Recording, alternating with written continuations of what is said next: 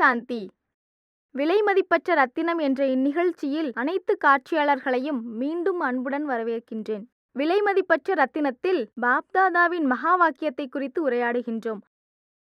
இம்மகா வாக்கியத்தின் மூலமாக நம் அனைவரின் மிக உன்னதமான சம்பன்ன ஸ்திதியை பாப்தாதா நம்முடைய சொரூபத்தின் மூலம் பார்க்க விரும்புகின்றார். அந்நிலையை உருவாக்குவதற்காக நம் முன் பிரம்மா குமாரிகள் ஈஸ்வரிய விஸ்வ வித்யாலயத்தின் மூத்த மதிப்பிற்குரிய ராஜு சகோதரர் வருகை தந்துள்ளார். அவரை மிக அன்புடன் வரவேற்கின்றேன்.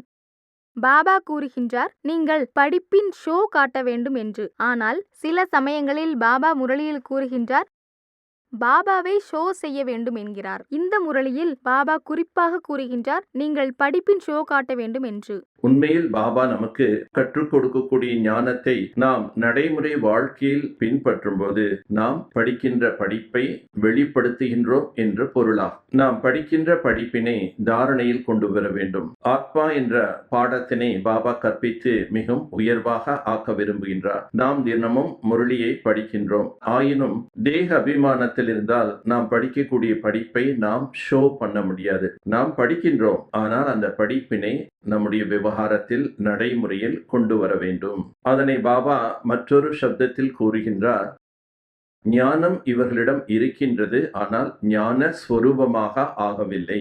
ஞானம் என்றால் படிப்பு, படிப்பு என்றால் அதனை நாம் புரிந்து கொள்வது. நாம் புரிந்து கொள்வதின் ஆதாரத்தில் நடைமுறை செயலில் விவகாரத்தில் கொண்டு வர வேண்டும்.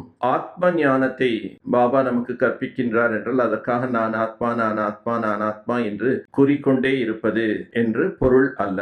நான் ஆத்மா என்றால் ஆத்ம ரூபத்தில் இருந்து நாம் காரிய விவகாரங்கள் செய்ய வேண்டும். ஆத்மாவின் உண்மையான குணங்கள் என்பது 7. ஆக நான் ஆத்மா என்று ஆன்மீக படிப்பை படிக்கின்றேன், ஆத்மஸ்வரூபத்தில் இருக்கின்றேன் என்றால் இந்த 7 குணங்கள் நம்முடைய செயலில் விவகாரத்தில் வெளிப்படையாக தென்பட வேண்டும். அப்பா என்று நாம் புரிந்து கொண்ட பிறகும் ஏதாவது ஒரு சின்ன விஷயத்தில் உடனே கோபப்படுவது, யாராவது பார்த்தவுடன் மனம் என்பது சஞ்சலம் அடைகின்றது. ஆக ஆத்மா என்ற அந்த பாடத்தை நாம் நடைமுறை வாழ்க்கையில் கொண்டு வரவில்லை என்பதன் பொருளாகும். படிக்கின்றோம், அவ்வளவுதான். அடுத்ததாக பாபா நமக்கு ஒரு வாணியில் கூறியுள்ளார், உங்களது ஸ்திதியை அவ்வளவு உன்னதமாக ஆக்க வேண்டும். அதாவது நீங்கள் பாபாவின் அவ்யக்த வதனத்தை ஈர்த்து வியக்தத்தில் கொண்டு வர வேண்டும். அதற்காக நம்முடைய அனைத்து சேவை நிலையங்களில் அயல் நாட்டிலும் உள்நாட்டிலும் நிறைய கிளை நிலையங்கள் திறக்கப்பட்டுள்ளன. அனைத்து கிளை நிலையங்களில் உள்ள குழந்தைகள் சேர்ந்து என்ன விசேஷ புருஷார்த்தம் செய்தல் வேண்டும்? உண்மையில் பாபாவின் விருப்பம் என்னவோ, அதாவது சாக்கார வதனம் அவ்யக்த வதன ரூபமாக தாரணை செய்ய முடியும். எங்கு தினம்தோறும் பட்டி நடைபெறுகின்றதோ, தபஸ்யா செய்கின்றார்களோ, அதிகாலையிலிருந்து இரவு வரை சில இடங்களில் அகண்ட பட்டி நடைபெறுகின்றது. 1 மணி நேரத்துக்கு ஒரு முறை 3 பேர் 4 பேர் மாறி மாறி அமர்ந்து தபஸ்யா செய்கின்றார்கள். சுத்த சங்கல்பத்தின் சக்தி என்பது உருவாகின்றது, அமைதி என்பது உருவாகின்றது. யார் வந்தாலும் அனுபவம் செய்கிறார்கள், இங்கு மிகவும் அமைதி இருக்கின்றது. நாம் நேர்மறையான எண்ணங்களை செய்கின்றோம். நாம் எங்கு அமர்ந்து தபஸ்யா என்பது செய்கின்றோமோ அந்த யோக பயிற்சியில் நம்முடைய மனம் புத்தியை ஒருமுகப்படுத்துகின்றோம். அப்போது நம்மை சுற்றியும் ஒரு ஒளி கிரணங்கள் என்பது உருவாகின்றது. அங்கு நாலாபுரத்திலும் அந்த ஒளி கிரணங்கள் பரவுகின்றது. எங்கு யோகி தபஸ்வி இருக்கின்றார்களோ, நீங்கள் கேள்விப்பட்டிருப்பீர்கள் என்று எண்ணுகின்றேன், அக்காலத்தில் ரிஷிகள் முனிவர்கள் குகைக்குள் அமர்ந்து தபஸ்யா செய்தார்கள் என்று. அந்த இடத்தில் சுற்றிலும் மிகுந்த ஆழ்ந்த அமைதி இருக்கும்.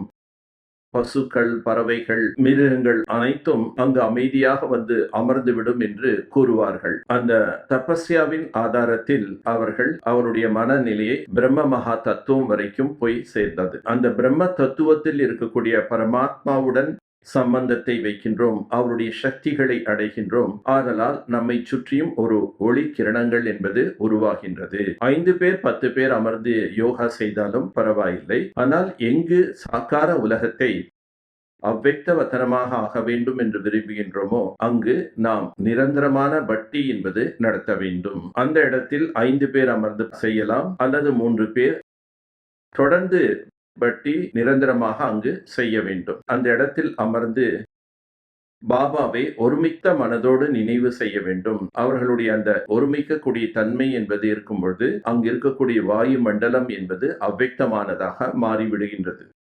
அந்த வாயு மண்டலத்தில் வீணான தன்மைகள் என்பது இருக்காது, எதிர்மறை தன்மைகள் என்பது இருக்காது. இவைகளிலிருந்து அவர்கள் முக்தி அடைந்து விடுகின்றார்கள். ஆக எதிர்மறை தன்மைகள் என்பது நீங்கி விடுகின்றது. இப்பொழுது இங்கிருக்கக்கூடியவர்கள் ஒரு 4-5 பேர் அவர்கள் எதிர்மறையான எண்ணங்களை செய்கின்றார்கள் என்றால், மற்றவர்களை பற்றி ஏதாவது எதிர்மறையாக நினைத்தால் அப்பொழுது அந்த இடத்தில் அம்மாதிரியான வாயு மண்டலம் என்பது உருவாகும். ஆனால் பாபா விரும்புகின்றார் ஒவ்வொரு சேவை நிலையத்தில் இருப்பவர்களும் மற்றும் சேவை நிலையத்துக்கு வரக்கூடியவர்களும் பாபா நினைவில் இருக்க வேண்டும். மற்றபடி தேகம் எதிர்மறை தன்மைகளிலிருந்து விடுபட்டு இருக்க வேண்டும். அவர்கள் வீணானவற்றிலிருந்து முக்தி அடைந்து தபஸ்யா என்பது செய்தார்கள் என்றால் அந்த இடத்தில் சார்ஜ் ஆகிவிடும். எவ்வாறு அவ்வக்த வத்தனம் என்பது ஒளி நிறைந்த உலகம், சக்தி நிறைந்த உலகம் என்று கூறப்படுகின்றது. அங்கு எந்த விதமான எதிர்மறை தன்மைகள் என்பதில்லை, சாதாரண தன்மைகள் இல்லை, வீணான தன்மைகளோ தேக சம்பந்தமானவைகளோ அவ்வக்த வத்தனத்தில் இல்லை. அப்படிப்பட்ட ஒரு வாயு மண்டலத்தை நாம் இந்த உலகத்தில் கூட உருவாக்க முடியும். ஆனால் அந்த இடத்தில் எவ்விதமான தேக உணர்வோ இருக்கக்கூடாது. எவ்வாறு ஒரு கோவில் இருக்கின்றது, அந்த கோவிலுக்கு நாம் செல்லும் போது அந்த வாயு மண்டலம் என்பது அனைவரும் எவ்வளவு ஈர்ப்பு ஏற்படுகின்றது. கோவில் வாசலில் மணி இருக்கும். செல்லக்கூடியவர்கள் முதலில் மணியை அடிப்பார்கள். ஏன் மணியை அடிக்கின்றார்கள்? மணி அடிப்பதின் மூலம் எதிர்மறையான எண்ணங்களிலிருந்து அவர்கள் விலகி விடுகின்றார்கள். ஆதலால் மணி அடித்து பின்னர் அவர்கள் அந்த கோவிலுக்குள் பிரவேசமாகிறார்கள்.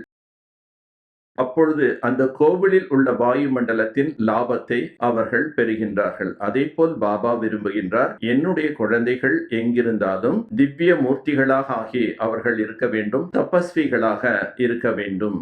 அந்த இடம் என்பது அவ்வக்த வாயு மண்டலம் நிறைந்ததாக ஆகிவிடும்.